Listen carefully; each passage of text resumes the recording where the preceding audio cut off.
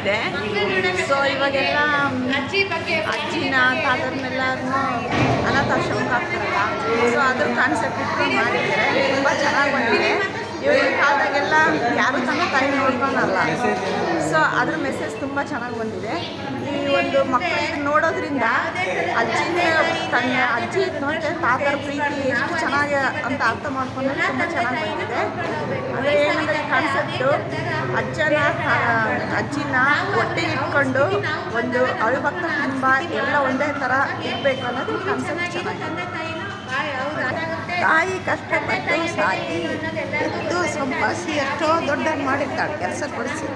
ಆದರೂ ಒಂದು ಒಳ್ಳೆ ಉನ್ನತ ಮಟ್ಟಕ್ಕೆ ಬಂದಾಗ ತಾಯಿನ ವೃದ್ಧಾಶ್ರಮ ಸೇರಿ ದೊಡ್ಡವರು ಸೇರಿಬಿಡ್ತಾರೆ.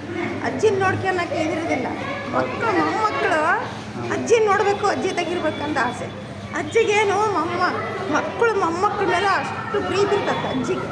ನನ್ನ ಮಕ್ಕಳು ಆದರೆ ಅವ್ರು ಬಿಡ್ತಾ ಇರೋದಿಲ್ಲ ಅಜ್ಜಿದಾಗ. ಆಮೇಲೆ ಇವೆಲ್ಲ ನೋಡಿದರೆ ಇನ್ನು ಯಾರು ವೃದ್ಧಾಶ್ರಮ ಸೇರಿಸಬಾರ್ದು. ನಮ್ಮ ತಾಯಿ ತಂದಿನ ಹತ್ತಿರದಾಗ ಇಟ್ಕೊಂಡು ಚೆನ್ನಾಗಿ ನೋಡ್ಕೋಬೇಕನ್ನೋದು ಒಂದು ಅರ್ಥ ಕಲ್ತ್ಕೋಬೇಕು. ಇದು ಮೂವಿ ಮಕ್ಕಳೇ ನೋಡಬೇಕಾ ಅಥವಾ ದೊಡ್ಡವ್ರು ನೋಡಬೇಕಾ? ದೊಡ್ಡವರು ನೋಡಬೇಕು, ಮಕ್ಕಳು ನೋಡಬೇಕು, ದೊಡ್ಡವ್ರು ನೋಡ್ಬೇಕು. ಮಕ್ಕಳು ಕೂಡ ಚೆನ್ನಾಗಿ ನೋಡ್ಕೋಬೇಕು. ದೊಡ್ಡವ್ರು ಕೂಡ ಬೇರೆ ಊರಿಗೆ ಸೇರಿದಾಗ ನಮ್ಮ ಹತ್ರ ಇಟ್ಕೊಂಡು ತಾಯಿನ ಚೆನ್ನಾಗಿ ನೋಡ್ಕೋಬೇಕಂತ ಅರ್ಥ ಮಾಡ್ಕೋಬೇಕು. ನಿಮಗೆ ತುಂಬ ಇಷ್ಟ ಆಗಿದೆ ಅನಿಸುತ್ತೆ. ಇಷ್ಟ ಆದ್ರೆ ನಾವು ವಯಸ್ಸಾಗ್ಯದ ಮಕ್ಕಳು ಮೊಮ್ಮಕ್ಕಳು ನಮಗೆ ಭಾಳ ಜನ ಅದ್ರ 10-12 ಮಂದಿ ಮಕ್ಕಳು ಮೊಮ್ಮಕ್ಕಳು. ಯಾರು ಖುಷಿಯಾಗಿದೆ ತುಂಬ ಖುಷಿಯಾಗೈತೆ. ಒಳ್ಳೆ ಇದು ಸಣ್ಣರು ಅರ್ಥ ಮಾಡ್ಕೋಬೇಕು ಅಜ್ಜಿ ಮೇಲೆ, ದೊಡ್ಡರೂ ಅರ್ಥ ಮಾಡ್ಕೋಬೇಕು. ಹಳ್ಳಕ್ಕೆ ಸಾಕ್ತಾನೆ, ದೊಡ್ಡವ್ರುಗಳಿಗೆ ಬಿಟ್ಬಿಡ್ತಾರೆ ಆಶ್ರಮಕ್ಕೆ ಯಾರೂ ಬಿಡಬಾರ್ದು. ಅಷ್ಟು ಕಷ್ಟಪಟ್ಟಿರ್ತಾರೆ ದೊಡ್ಡವ್ರು ಮಾಡೋಕ್ಕಂದ್ರೆ, ಕೆಲಸ ಕೊಡ್ಸೋಕ್ಕೆ, ಓದಿಸೋಕ್ಕೆ.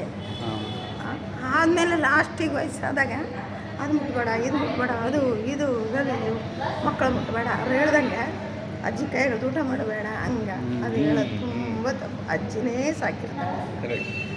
ತಂದೆ ತಾಯಿಗಿನ್ನ ಅಜ್ಜಿಗೆ ಮೊಮ್ಮಕ್ಕಳ ಮೇಲೆ ಪ್ರೀತಿ ಹೆಚ್ಚಿರ್ತಾರೆ. ಹೌದ್ರಾ?